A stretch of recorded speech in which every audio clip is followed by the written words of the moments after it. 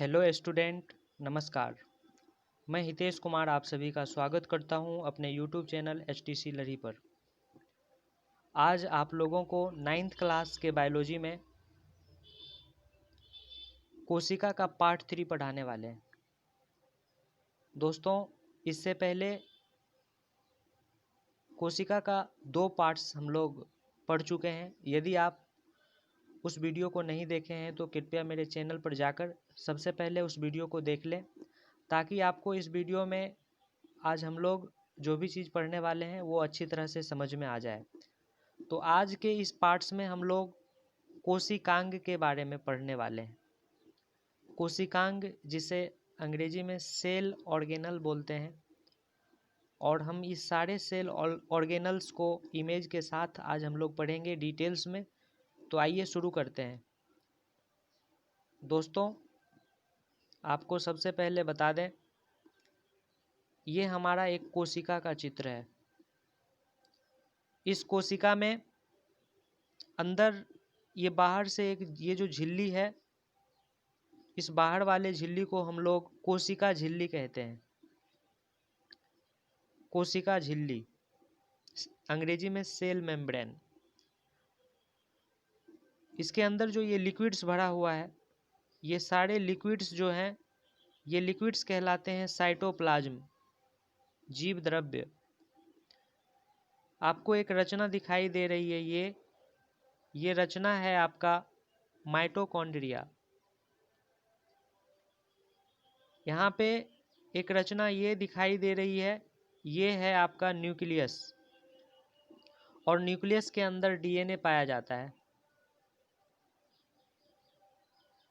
Nucleus से सटा हुआ एक रचना लगा होता है। ये जो रचना आपको दिखाई दे रही है, इसे बोलते हैं इंडोप्लाज्मिक रेटिकुलम, हिंदी में अंतःप्रद्रव्यी जालिका।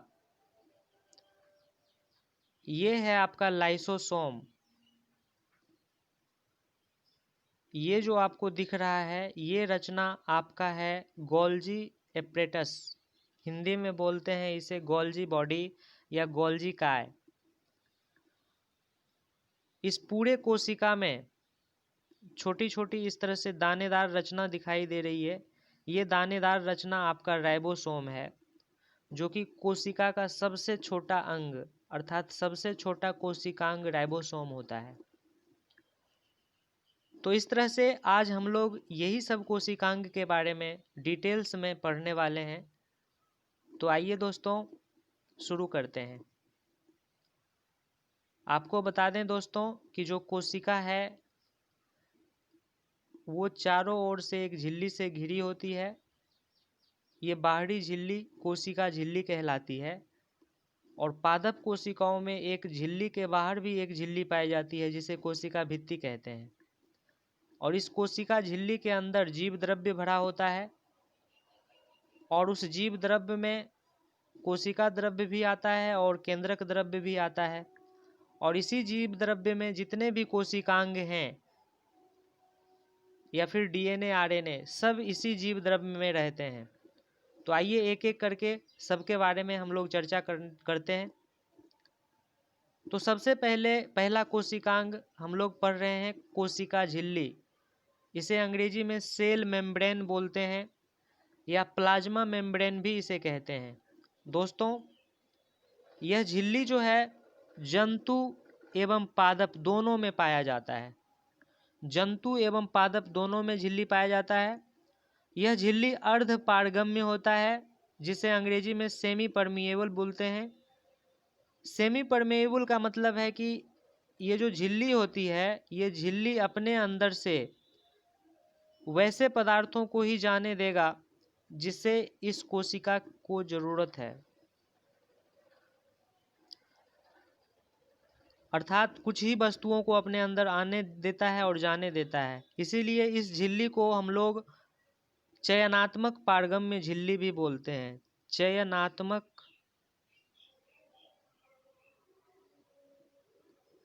पारगम्य झिल्ली। तो याद रखेंगे दोस्तों, कोशिका झिल्ली को चयनात्मक पारगम्य झिल्ली भी बोलते हैं। यह झिल्ली लिपिड और प्रोटीन का बना होता है। लिपिड और प्रोटीन का बना होता है। और कोशिका के अंदर सभी अवयव, कोशिका के जितने भी अवयव हैं, जितने भी कोशिकांग हैं, इसी झिल्ली के अंदर रहते हैं। यह कोशिका के अंदर जाने वाले पदार्थों का नियंत्रण करता है। तो दोस्तों आपको बता दिए कि ये हमारा कोशिका है। तो कोशिका के चारों ओर से ये हमारा कोशिका झिल्ली कहलाएगा और इसके अंदर सारे कोशिकांग रहते हैं। और झिल्ली किसका बना होता है? प्रोटीन और लिपिड का। तो आइए दोस्तों आगे बात करते हैं। आगे है हमारा कोशिका भित्ति। कोशिका भित्ति सिर्फ पादप कोशिकाओं में पाया जाता है, सिर्फ पादप कोशिकाओं में। ये पारगम्य झिल्ली है। ये जो है सेल्यूलोज का बना होता है। कोशिका झिल्ली तो बना हुआ था लिपिड और प्रोटीन का, लेकिन कोशिका भित्ति जो बना होता है वो सेल्यूलोज का बना होता है। यह पेड़ पौधे को सुरक्षा करता है और सहारा प्रदान करता है। ये कोशिका को सूखने से बचाता है। दोस्तों ये मोटी होती है कोशिका भित्ति और कड़ी होती है, इसीलिए जो पादप होते हैं उसका शरीर कड़ा होता है, जबकि जंतुओं का शरीर मुलायम होता है। दोस्तों मान लीजिए ये कोशिका झिल्ली है, तो इसके बाहर इस तरह से एक कोशिका भित्ति होगी और ये सिर्फ और सिर्फ पादपों में पाया जाएगा। ये आपका सेल्यूलोज का बना होगा। कुछ नोट्स देख लेते हैं दोस्तों। जो जीवाणु होते हैं, जीवाणु एक सूक्ष्म जीव है, यह एक पादप है। और आपको बताया है कि पादप का जो कोशिका, पादप में कोशिका भित्ति होती है वो सेल्यूलोज की बनी होती है, किंतु इसकी जीवाणु की जो कोशिका भित्ति है ये पेप्टिडोग्लाइकेन की बनी होती है। याद रखना है दोस्तों, पेप्टिडोग्लाइकेन की बनी होती है जीवाणु की कोशिका भित्ति। उसी तरह से कवक भी एक पादप है और कवक की जो कोशिका भित्ति है वो काइटिन की बनी होती है। तो इसे आप लोग इंफॉर्मेटिव क्वेश्चन समझ के याद कर लेंगे। एक चित्र यहाँ भी आप देख सकते हैं। इस चित्र में चारों ओर से आपका कोशिका झिल्ली, बीच में ये केंद्रक, अंदर में एक लिक्विड भरा होगा, ये कोशिका द्रव्य कहलाएगा। राइबोसोम केंद्रक से सटा हुआ होगा और राइबोसोम होगा और वो अंतःप्रद्रव्य जालिका के ऊपर भी होगा और कोशिका के अंदर भी होगा। माइटोकॉन्ड्रिया होगा, लाइसोसोम, तारकाय जिसको सेंट्रोसोम भी बोलते हैं, केंद्रकीय झिल्ली मतलब केंद्रक के चारों ओर एक झिल्ली होगी, गोल्जी उपकरण होगा अर्थात गोल्जी बॉडी। तो इस तरह से ये कोशिका में सारे कोशिकांग हैं। आइए अगले कोशिकांग की बात करते हैं। तो अब है जीव द्रव्य। दोस्तों जीव द्रव्य के बारे में इंपॉर्टेंट पॉइंट्स के रूप में आप लोगों को याद रखना है कि जीव द्रव्य का खोज डुजार्डिन नामक वैज्ञानिक ने किया था, लेकिन इसका नाम जीव द्रव्य पुरकिंजे ने दिया। यह गाढ़ा एवं तरल द्रव्य होता है, तरल पदार्थ होता है। इसमें 80% जल होता है। दोस्तों सभी जैविक क्रियाएं, जितनी भी जैविक क्रियाएं हैं वो सारे इसी द्रव्य के अंदर होती रहती है। चाहे वो माइटोकॉन्ड्रिया में ऊर्जा का निर्माण होना हो, या फिर लाइसोसोम जो है किसी का भक्षण करता है, जो भी कोशिका के अंदर क्रियाएं होती है वो सारा इसी द्रव्य के अंदर होते रहता है। इसे जीवन का आधार भी कहते हैं। और जीव द्रव्य का मतलब होता है कोशिका द्रव्य प्लस केंद्रक द्रव्य। और जितने भी कोशिकांग हैं इसी में तैरते रहते हैं, इसी में रहते हैं, कोशिका द्रव्य में, जीव द्रव्य में, सॉरी। दोस्तों आइए अगला हमारा कोशिकांग है माइटोकॉन्ड्रिया। माइटोकॉन्ड्रिया के खोजकर्ता थे ऑल्टमैन, खोजकर्ता ऑल्टमैन, लेकिन नाम जो दिया था वो वेंडा नाम के एक वैज्ञानिक थे, उन्होंने दिया था।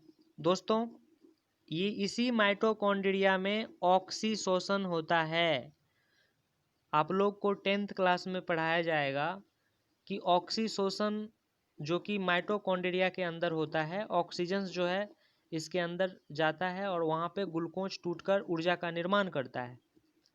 यहाँ पे क्रेब्स चक्र चलता है जिसके फलस्वरूप एटीपी एडिनोसिन ट्राइफॉस्फेट के रूप में ऊर्जा बनता है। इसीलिए इसे हम लोग ऊर्जा गृह भी बोलते हैं, पावर हाउस या फिर ऊर्जा गृह हिंदी में बोलते हैं। तो एक सवाल आता है कि ऊर्जा गृह किसे कहते हैं? तो ऊर्जा गृह माइटोकॉन्ड्रिया को कहते हैं। दोस्तों, इसके आंतरिक दीवार, माइटोकॉन्ड्रिया के आंतरिक दीवार में एक रचना पाई जाती है जिसे क्रिस्टी बोलते हैं, और इसमें अपना डीएनए भी होता है और राइबोसोम भी होता है। आइए इसे एक चित्र के माध्यम से समझ लेते हैं। ये जो चित्र आप देख रहे हैं, ये चित्र माइटोकॉन्ड्रिया का है। इसके अंदर में जो ये रचना आपको इस तरह से दिखाई दे रही है, ये रचना क्रिस्टी कहलाती है। इसमें राइबोसोम भी होते हैं, इसमें डीएनए भी पाए जाते हैं, और इसी में जो है हमारा क्रेब्स चक्र चलता है और एटीपी के रूप में ऊर्जा बनता है।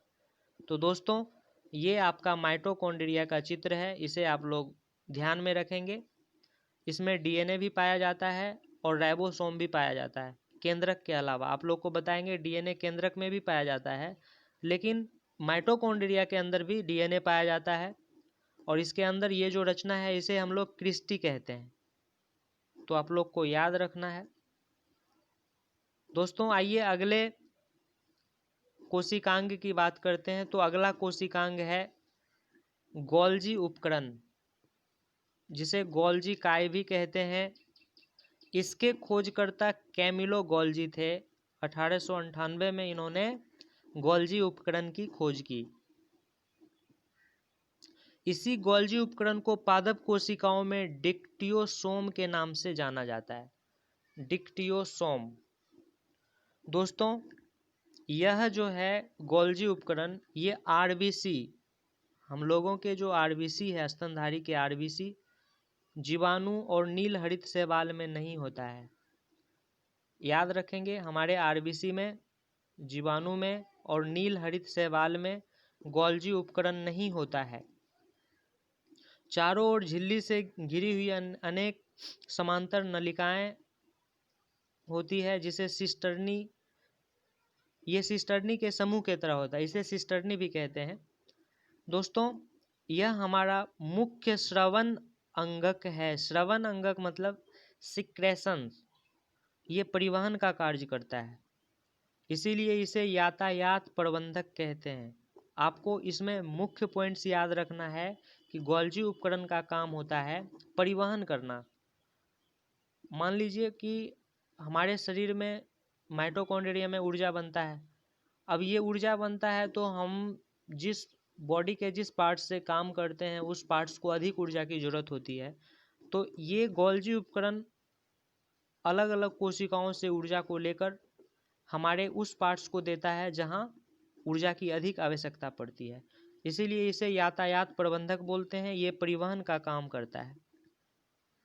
आइए दोस्तों, इसे भी देख लेते हैं एक चित्र के माध्यम से। ये आप चित्र देख रहे हैं, यही है हमारा गोल्जी उपकरण, और ये परिवहन का काम करता है। इसे यातायात प्रबंधक भी कहते हैं।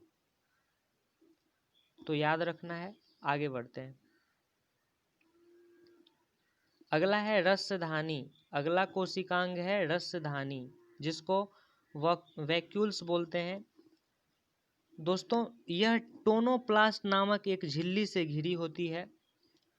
ये जंतुओं में छोटी होती है किंतु पादप में बड़ी होती है, क्योंकि जंतुओं को कम जल स्टोरेज की आवश्यकता है जबकि पादपों को अधिक जल स्टोर करने की जरूरत है।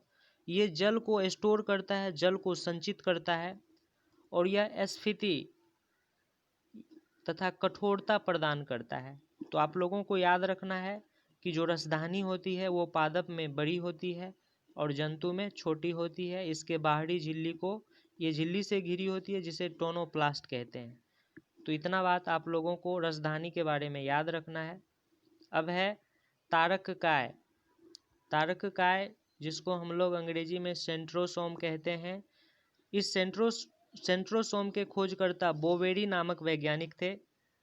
यह जंतु में कोशिका विभाजन में सहायता करता है। एक कोशिका से जब नई कोशिका बनती है तो उस समय सेंट्रोसोम मदद करता है कोशिका विभाजन में। अगला है कि यह मस्तिष्क में नहीं पाया जाता है। हमारे मस्तिष्क में जो है ये सेंट्रोसोम नहीं पाया जाता है, जिस कारण से तंत्रिका कोशिका में विभाजन नहीं होता है। हमारे मस्तिष्क में बहुत सारे तंत्रिका कोशिका होते हैं, इसलिए हमारे मस्तिष्क में विभाजन नहीं होता है, क्योंकि वहाँ सेंट्रोसोम नहीं पाया जाता है। यह केवल जंतु कोशिकाओं में पाया जाता है। ये जो सेंट्रोसोम है ये केवल जंतु कोशिकाओं में पाया जाता है। तो फिर पादप में कोशिका विभाजन कैसे होता है? तो दोस्तों, पादप में कोशिका विभाजन जो होता है वो सेल प्लेट के द्वारा होता है।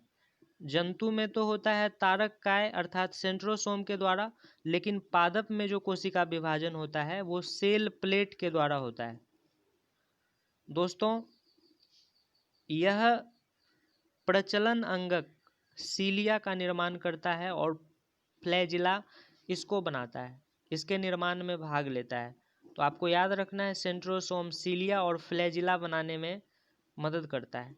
ये सीलिया क्या होता है? तो आप लोग को बता दिए थे पिछले वीडियो में कि ये हमारा पैरामीशियम होता है और पैरामीशियम के ऊपर बाल जैसी एक रचना पाई जाती है जो इसे एक जगह से दूसरे जगह जाने में मदद करती है। तो इसी रचना को हम लोग सीलिया कहते हैं। और फ्लैजिला भी एक वाल जैसी रचना ही होती है, लेकिन फ्लैजिला बड़ा होता है सीलिया से। तो ये बात आप लोग याद रखेंगे, ये प्रचलन अंगक है। आइए दोस्तों, आप देख सकते हैं ये है आपका वॉक्यूल्स, जिसे हम लोग हिंदी में रसधानी कहते हैं।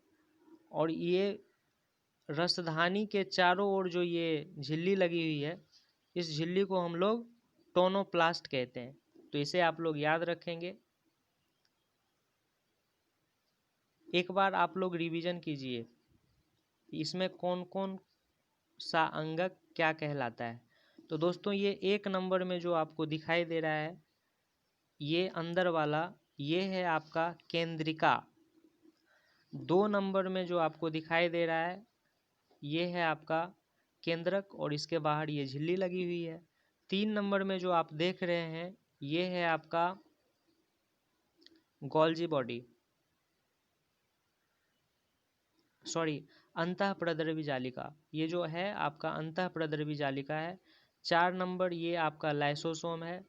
5 नंबर में अंतःप्रद्रवी जालिका के ऊपर दानेदार रचना है जिसे राइबोसोम कहते हैं। 6 नंबर में ये आपका गोल्जी बॉडी है। 7 नंबर में आप लोग यहाँ पे देख सकते हैं ये माइक्रोट्यूब्यूल्स है। 8 नंबर आप यहाँ पे है ये है चिकनी अंतःप्रद्रवी जालिका। 9 नंबर में आपको दिखाई दे रहा होगा, इसको बोलते हैं माइटोकॉन्ड्रिया। 10 नंबर ये आपका लाइसोसोम है। ये 13 नंबर में जो आप देख रहे हैं रचना, ये सेंट्रोसोम है। तो इस तरह से ये कोशिकांग हैं अलग अलग। तो आइए आगे बढ़ते हैं दोस्तों। अब है अंतःप्रद्रवी जालिका। अंग्रेजी में इसे इंडोप्लाज्मिक रेटिकुलम कहते हैं, शॉर्ट में इसे ERV लिखते हैं। दोस्तों, यह कोशिका को अंदर से आंतरिक सहायता देता है। यह कोशिका का कंकाल भी कहलाता है। जिस तरह से हम लोगों का शरीर कंकाल से बना हुआ है और कंकाल हमें खड़ा रहने में या फिर और भी कोई काम करने में मदद करती है, उसी तरह से कोशिका में एंडोप्लाज्मिक रेटिकुलम जो होता है वो कोशिका का कंकाल कहलाता है, जो कि लाइपोप्रोटीन की बनी होती है। और ये जो अंतःप्रद्रवी जालिका हैं 2 प्रकार के होते हैं। एक को बोलते हैं चिकनी अंतःप्रद्रवी जालिका, एक को बोलते हैं खुरदरी। स्मूथ को हिंदी में चिकनी बोलते हैं और रफ को बोलते हैं खुरदरी। तो दोस्तों इस चिकनी और खुरदरी प्रद्रव्यी जालिका में अंतर सिर्फ इतना का है कि खुरदरी के ऊपर छोटे छोटे राइबोसोम लगे होते हैं, खुरदरी के ऊपर राइबोसोम रहते हैं, जबकि चिकनी के ऊपर राइबोसोम नहीं रहते हैं। दोस्तों चिकनी अंतःप्रद्रवी जालिका स्मूथ एंडोप्लाज्मिक रेटिकुलम, कार्बोहाइड्रेट और वसा के निर्माण में मदद करता है, जबकि रफ एंडोप्लाज्मिक रेटिकुलम राइबोसोम बनाता है। इस पे राइबोसोम होता है और राइबोसोम का काम होता है प्रोटीन का निर्माण करना। इस पे राइबोसोम होता है और इसका काम होता है प्रोटीन का निर्माण करना। आइए इसे एक चित्र के माध्यम से समझते हैं। यहाँ पे जो आपको ये चित्र दिखाई दे रहा है, ये आपका अंतःप्रद्रवी जालिका है। तो जिसके ऊपर राइबोसोम नहीं लगा हुआ है उसको बोलते हैं स्मूथ एंडोप्लाज्मिक रेटिकुलम, और जिसके ऊपर ये जो बिंदी बिंदी टाइप का आपको ये संरचना दिखाई दे रहा है, ये है आपका रफ एंडोप्लाज्मिक रेटिकुलम, और ये जो बिंदी बिंदी सी रचना है इसे राइबोसोम कहते हैं। तो इस तरह से आपको याद रखना है, एंडोप्लाज्मिक रेटिकुलम अर्थात अंतःप्रद्रवी जालिका दो प्रकार के होते हैं, एक स्मूथ एंडोप्लाज्मिक रेटिकुलम, एक रफ एंडोप्लाज्मिक रेटिकुलम। रफ वाले के ऊपर राइबोसोम होता है और स्मूथ वाले के ऊपर राइबोसोम नहीं होता है। स्मूथ वाले जो है ये आपका वसा और कोलेस्ट्रॉल बनाता है, जबकि रफ वाला आपका प्रोटीन बनाता है। तो इस तरह से इतना बात आप लोग याद रखेंगे। अगला कोशिकांग है राइबोसोम। आपको बता ही दिए राइबोसोम जो कि हमारे एंडोप्लाज्मिक रेटिकुलम के ऊपर होता है, तो उसे हम लोग रफ एंडोप्लाज्मिक रेटिकुलम बोलते हैं। तो राइबोसोम जो है इसकी खोज पेलाडे नामक वैज्ञानिक ने किया था। इसके अंदर यह जो है कोशिका के अंदर का सबसे छोटा अंगक है, सबसे छोटा अंगक राइबोसोम ही होता है। ये प्रोटीन का निर्माण करता है, इसीलिए इसे प्रोटीन की फैक्ट्री कहते हैं। प्रोटीन फैक्ट्री अगर सवाल आपसे पूछे किसे कहते हैं तो आपको आंसर लगाना है राइबोसोम। दोस्तों राइबोसोम गुच्छों में भी पाया जाता है, और जब गुच्छों में पाया जाता है तो उसे पॉलीसोम या पॉलीराइबोसोम कहते हैं। ये जो रचना है प्रोटीन और आरएनए की बनी होती है। राइबोसोम दो प्रकार के होते हैं, एक को बोलते हैं 70S राइबोसोम, एक को बोलते हैं 80S राइबोसोम। 70S राइबोसोम हल्का होता है और प्रोकैरियोटिक कोशिका में पाया जाता है, जबकि 80S राइबोसोम ये भारी होता है और ये यूकैरियोटिक कोशिकाओं में पाया जाता है। यूकैरियोटिक कोशिका जो है ये आप लोगों को आगे बताएंगे कि जैसे मानव हो गया, पादप हो गया, मतलब यूकैरियोटिक जंतु और पादप दोनों की कोशिकाओं को यूकैरियोटिक कोशिका बोलते हैं, जबकि प्रोकैरियोटिक जो है नील हरित शैवाल हो गया, तो जीवाणु हो गया, तो नील हरित शैवाल, जीवाणु, इन सब की जो कोशिका है वो प्रोकैरियोटिक होती है, जबकि जंतु और पादप इनकी कोशिका यूकैरियोटिक होती है। तो यूकैरियोटिक कोशिका के अंदर 80S राइबोसोम पाए जाते हैं, जबकि प्रोकैरियोटिक के अंदर 70S राइबोसोम पाए जाते हैं। ये S यहाँ बताता है सेडिमेंटेशन कोफिशिएंट। S का मतलब होता है सेडिमेंटेशन कोफिशिएंट। आइए दोस्तों राइबोसोम के बाद आगे बढ़ते हैं। अब है लाइसोसोम। तो लाइसोसोम की जो खोज किए थे वो डी डुबे ने किए थे। ये लाइसोसोम क्या होता है, एक थैली जैसी रचना होती है, पतली थैली होती है, उसके अंदर लाइसोसोम का द्रव्य भरा होता है। इसके अंदर ये जो है कोशिका के अंदर पाचन का कार्य करता है, और लाइसोसोम के अंदर 24 प्रकार के जल अपघटक एंजाइम, हाइड्रोलाइटिक एंजाइम्स पाए जाते हैं, 24 प्रकार के। कोशिका के अंदर कोशिका के अंदर कोई भी अंग यदि काम नहीं करता है तो ये लाइसोसोम जो है उस अंग को नष्ट कर देता है। और लेकिन जब पूरे कोशिका ही काम करना बंद कर देता है तो लाइसोसोम की थैली फट जाती है, और फटने के बाद पूरी कोशिका नष्ट हो जाती है। पूरी कोशिका नष्ट हो जाती है कब? जब कोशिका का कोशिकांग काम करना बंद कर देता है। उस समय लाइसोसोम फट के पूरे कोशिका को नष्ट कर देता है और उसका भक्षण कर देता है। आइए दोस्तों, आपको इस चित्र में बताएं, ये है आपका लाइसोसोम,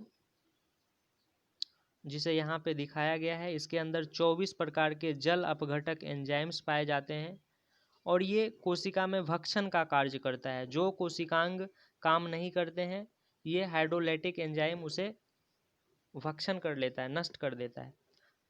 आइए आगे बढ़ते हैं। तो इसीलिए इसे सुसाइड बैग या आत्महत्या की थैली भी कहते हैं। लाइसोसोम को याद रखना है, आत्महत्या की थैली किसे कहते हैं? तो लाइसोसोम को। दोस्तों, जो आरबीसी होता है, उस आरबीसी के अंदर लाइसोसोम नहीं पाया जाता है। इसीलिए जो हमारे ब्लड में आरबीसी पाया जाता है, वो आरबीसी हमारे स्प्लीन में जाकर, अर्थात तिल्ली भी बोलते हैं उसे हिंदी में, प्लीहा भी बोलते हैं, वहाँ जाकर मरती है। तो इसीलिए आप लोग सुने होंगे स्प्लीन को जो है आरबीसी का कब्र कहते हैं, ग्रेवयार्ड। तो आगे बढ़ते हैं। अब है लवक। दोस्तों, लवक को अंग्रेजी में प्लेस्टिड बोलते हैं। यह सिर्फ पादप कोशिकाओं में पाया जाता है। लवक सिर्फ पादप कोशिकाओं में पाया जाता है। पादपों का सबसे बड़ा कोशिकांग है लवक।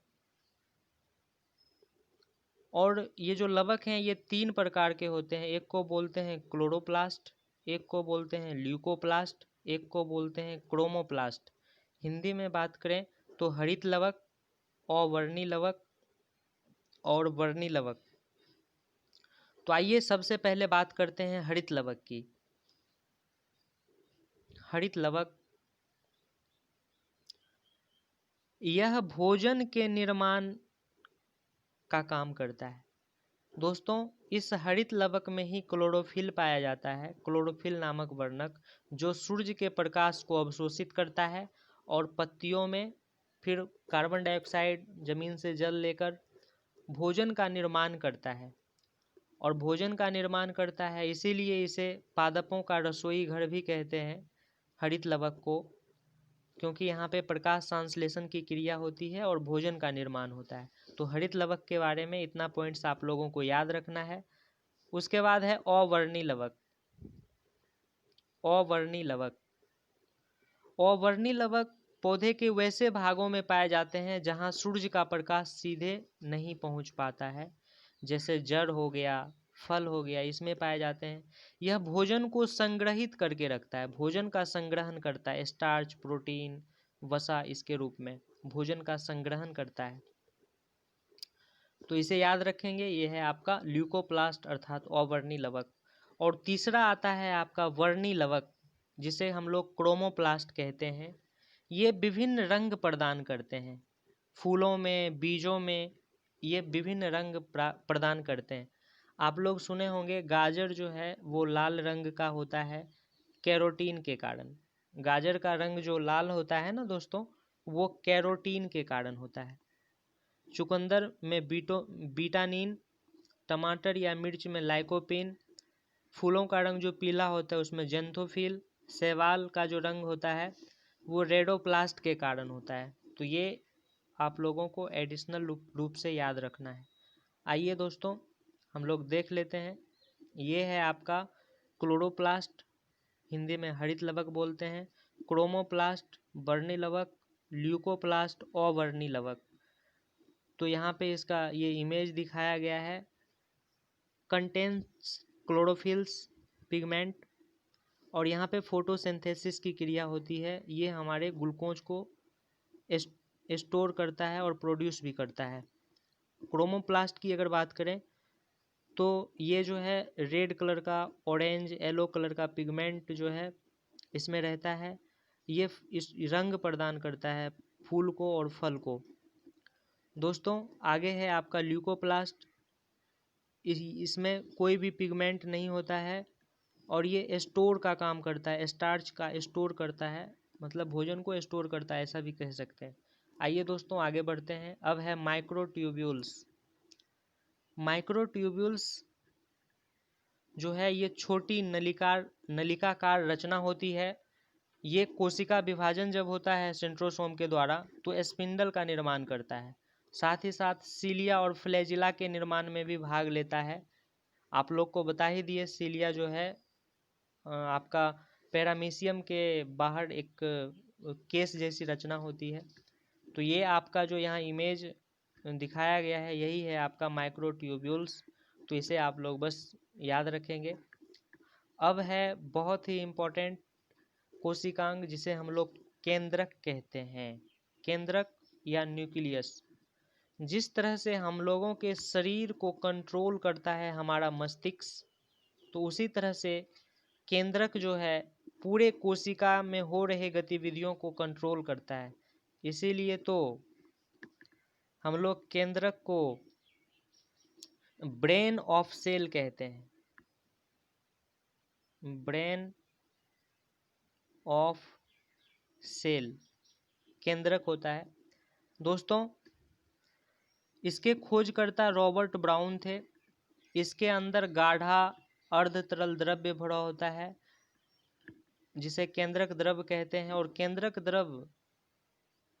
केंद्रक के चारों ओर एक झिल्ली लगी होती है जिसे केंद्रक झिल्ली कहते हैं। दोस्तों, इस केंद्रक द्रव्य में महीन धागे जैसी एक जाल होती है जिसे क्रोमेटिन जालिका कहते हैं या क्रोमेटिन धागा कहते हैं। इसके अंदर ये जो है क्रोमेटिन धागा, यहाँ पे गुणसूत्र रहता है जो कि प्रोटीन और डीएनए से बना होता है। डीएनए में सबसे छोटा जीन होता है जिसे कि डीएनए का क्रियात्मक खंड कहते हैं। तो डीएनए को आनुवांशिक पदार्थ कहते हैं जबकि जीन को आनुवांशिक इकाई कहते हैं। आइए इसे हम लोग एक चित्र के माध्यम से नीचे समझ लेंगे। ये आपका क्रोमोसोम है। अगर इस क्रोमोसोम को ऐसे खींचा गया तो ये जो आपको दिखाई दे रहा है ये आपका डीएनए है।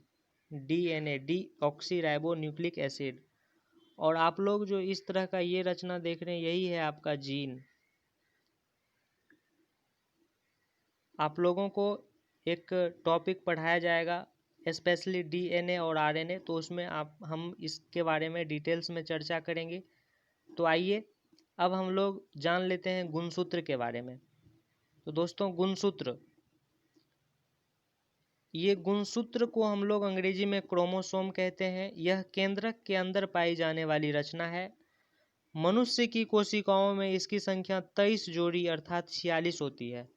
मनुष्य में गुणसूत्र की संख्या 46 होती है। इसके खोजकर्ता वेल्डेयर थे। दोस्तों, गुणसूत्र की क्या विशेषता है? तो गुणसूत्र की विशेषता है कि इसमें ये जो है दो विशेष तरह के, एक जैसे डीएनए हो गया और एक हिस्टोन नामक प्रोटीन, इन दोनों से मिलके ये गुणसूत्र बनते हैं। और डीएनए के अंदर जीन पाया जाता है। गुणसूत्र की जो रचना होती है उसके ऊपरी भाग को सैटेलाइट कहते हैं, मध्य भाग को सेंट्रोमियर कहते हैं और निचले भाग को टेलोमियर कहते हैं। आइए आप लोग ये केंद्रक का स्ट्रक्चर्स देख रहे हैं। केंद्रक न्यूक्लियस जिसको बोलते हैं, इसमें ये जो जाल जैसी रचना दिखाई दे रही है ये है आपका क्रोमेटिन। इसके चारों ओर जो है न्यूक्लियर मेम्ब्रेन होता है। तो इस तरह से आपको ये चीज़ें याद रखनी है। आइए दोस्तों, अब हम लोग जानते हैं कि मानव में अभी आपको बताए 23 जोड़ा गुणसूत्र होता है अर्थात 46। अगर मेल की बात करें तो 22 जोड़ा प्लस XY, फीमेल में भी 22 जोड़ा प्लस XX। तो ये जो 22 जोड़ा है इसको ऑटोसोम कहते हैं, जबकि XY जो मेल में है इसको लिंग क्रोमोसोम बोलते हैं। XX जो फीमेल में है इसको भी लिंग क्रोमोसोम बोलते हैं। तो आइए दोस्तों देखते हैं कि कुछ जीव जंतु में कितना क्रोमोसोम पाया जाता है। जैसे आप लोग यहाँ पे देख सकते हैं, सबसे पहले है आपका एस्केरिस। एस्केरिस के अंदर 2 गुणसूत्र पाए जाते हैं और गुणसूत्र हमेशा जोड़ा में होता है दोस्तों, आप लोग याद रखेंगे। मच्छर में 2, मच्छर में 6, घरेलू मक्खी में 12, मटर में 14 गुणसूत्र, प्याज में 16, मक्का में 20, टमाटर में 24, मेढक में 26, नींबू में 18 से लेके 36, बिल्ली में 38, कबूतर में 80। अब इधर बात करते हैं चूहा में 40। चूहा में एक होता है रैट, एक होता है माउस। तो रैट वाला में 42 जबकि माउस वाला में 40। गेहूं में 42, खरगोश में 44, मनुष्य में 46, आलू में 48, चिंपैंजी में 48, तंबाकू में भी 48। घोड़ा में 64, कुत्ता में 78 और सबसे ज़्यादा टेरिडोफाइट्स में 1300 से 1600 इतने गुणसूत्र होते हैं दोस्तों। तो दोस्तों हम लोग सभी कोशिकांग के बारे में पढ़ लिए हैं। आइए एक बार थोड़ा सा रिवीजन कर लें। यहाँ पे आप देख सकते हैं ये जो है आपका यूकैरियोटिक पादप कोशिका है। तो पादप कोशिका में तो आपको बता ही दिए अंदर में एक झिल्ली होती है, इसे कोशिका झिल्ली कहते हैं। जबकि इसके बाहर एक और झिल्ली लगी होती है, इसे हम लोग कोशिका भित्ति कहते हैं। कोशिका झिल्ली लिपिड और प्रोटीन की बनी होती है, कोशिका भित्ति सेल्यूलोज की बनी होती है। दोस्तों ये केंद्रक है, केंद्रक के अंदर क्रोमैटिन जालिका होता है। अंतःप्रद्रव्य जालिका यहाँ पे लगा हुआ रहता है, केंद्रक से सटा हुआ। दो तरह के होते हैं, एक रफ होता है, एक स्मूथ होता है। रफ के ऊपर जो है राइबोसोम लगा होता है जो प्रोटीन का संश्लेषण करता है, जबकि ये वसा और कोलेस्ट्रॉल को बनाता है। उसके बाद ये आपका पादप में पाया जाता है लवक, क्लोरोप्लास्ट, ल्यूकोप्लास्ट, क्रोमोप्लास्ट। उसी तरह से ऊर्जा का निर्माण होता है माइटोकॉन्ड्रिया में। गोल्जी बॉडी ये है आपका, और रसधानी इसमें बड़ी पाई जाती है, बड़ी सी रसधानी पाई जाती है। तो इस तरह से हम लोग कोशिका के बारे में पढ़े। हमारे साथ जुड़े रहने के लिए धन्यवाद।